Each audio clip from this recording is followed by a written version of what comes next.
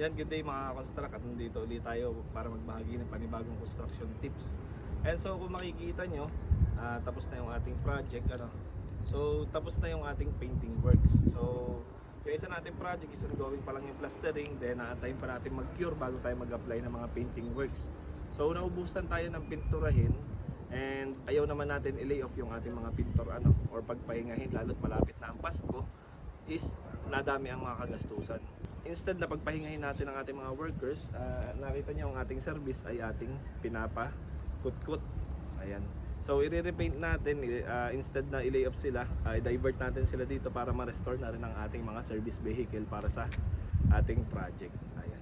Since mga kasangga naman natin yan sa hanap buhay, at maaari is ma-restore at maingatan natin ito at mapangalagaan.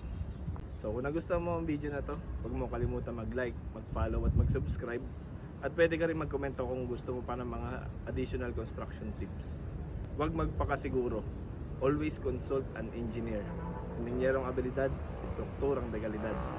This Engineer Barlan, your only ka-construct.